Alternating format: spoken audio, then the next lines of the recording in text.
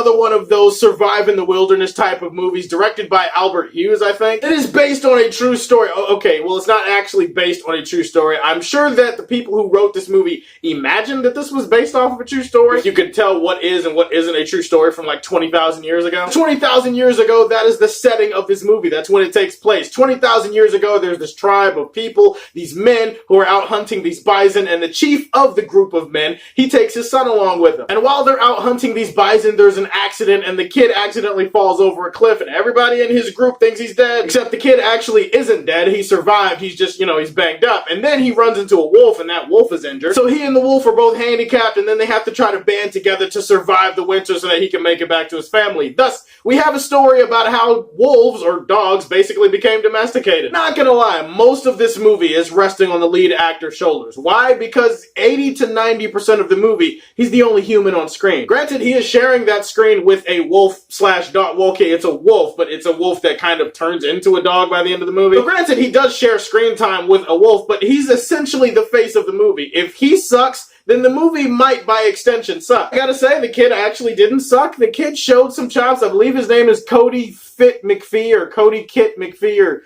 I don't know, his name's Cody. He definitely goes through some things where you're kind of like, ooh, that's gruesome, ooh, that's painful, ooh, I don't know how you're gonna get out of that. He does a pretty good job at displaying the vulnerability and the heart and all the whatever that a kid of his age in this situation would be showing. Ultimately, the success of this movie is also going to rest on how invested you are in his relationship with the formerly man-eating wolf. They do establish in this world that the movie exists in that wolves and humans are kind of enemies, because humans are enemies with pretty much everything out there that has teeth and fangs. So when he and this wolf come across each other, I like the fact that it wasn't just a, oh yeah, you're my dog now type of thing. No. It was kind of a gradual build up to that shit. You can tell when they first bump into each other, they're both basically just using each other for survival. You can tell the wolf totally would fucking kill him if he could. The first few scenes, they just whip this kid. He looks at him like he's a Scooby snack. Nothing's changed. There's even a couple of scenes where the wolf is looking at him and you can totally tell he's just like, hey, you're lucky that I'm hurt. Otherwise, I'd eat your fucking intestines out through your asshole.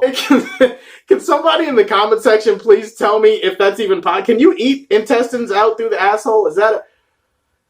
Why am I thinking about this? I did ultimately end up caring about the boy and the wolf, and I guess that was the point of the movie, so kudos to them. I also want to give this movie a bit of a shout out for the cinematography. It was actually pretty decent, and when I say decent, I mean that it straddles the line between really great and really below average. When it's obvious green screen, it's obvious green screen, and that's where you kind of look at it and you go, yeah, well, I get it, because it's a world from 20,000 years ago. We can't always bring that to life in a way that would make sense. There are some shots in this movie that are so vivid and so lifelike and so real, like you feel it. It's almost like during the cold scenes in this movie, I actually felt like I was getting cold in the theater. Whether this was because of the cinematography that was bringing the movie to life before my eyes, or it was because somebody left a window open in the theater, or somebody decided to blast the AC for no reason. I don't know. I'm going to be positive here, and I'm going to assume it was the cinematography. What you have here, guys, is a movie that's about an hour and 40-ish minutes of a kid trying to survive in the wilderness, in the snow, in the dangers of life with a wolf that eventually becomes a dog, and it tells the story. It's like a backdoor origin for how dogs became man's best friend. Unfortunately, beyond the whole, oh, it's sweet that he's bonding with a dog thing, this movie doesn't have much to offer you. Pacing definitely drags in some spots. It runs into the same problem that a lot of survive in the wilderness type of movies have, which is that after a while the scenes start to feel repetitive. You start feeling like you're seeing the same thing over and over and over again. And why is that? It's because you're seeing the same scene over and over and over and over again. Most of the movie focuses on him trying to recover from his injuries and also him trying to bond with this wolf. And so him and the wolf have a lot of scenes together, and they're just kind of walking,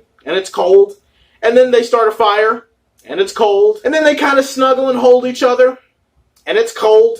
And then they get up and start walking again. And then we rinse, wash, and repeat for about 30, 45 minutes, and we just keep doing the same thing. There are some parts in this movie where I was just kind of like, okay, well, I get the point. I feel like we could pick something up here. Can we pick it up a little bit? There's also a scene in the movie that I can't spoil because it is a spoiler, but it does tie into the end of the movie, so I guess I can't criticize it too much. There's essentially a scene in the movie where the wolf has to go away for a little bit, and the way that it was executed, I don't know, it just felt kind of random. It felt like a pointless thing that didn't really add anything to the movie. Overall, Alpha was, it wasn't as bad as I thought it was going to be, but that doesn't mean that I can highly recommend it to you. And it's got a few interesting scenes. There's a really cool scene with a mountain lion. While I do think if you're a dog lover, you might enjoy this one and you'll get a kick out of it, I don't know that you need to see it this weekend. Like, I'm sure you have other stuff going on in your life where you can probably missed this one. I had some pretty enjoyable moments, but overall, it's an average flick. And you know what we do with average flicks on the Superfan Show. Put it in the Fortress of Solitude. Alright, busy week, guys. The work never stops for me. Let me know what your favorite survival movie of all time is. Please like and subscribe to the Superfan Show, and if you like what you see, tell me how you feel, and stay tuned to hear more from the Man of Steel.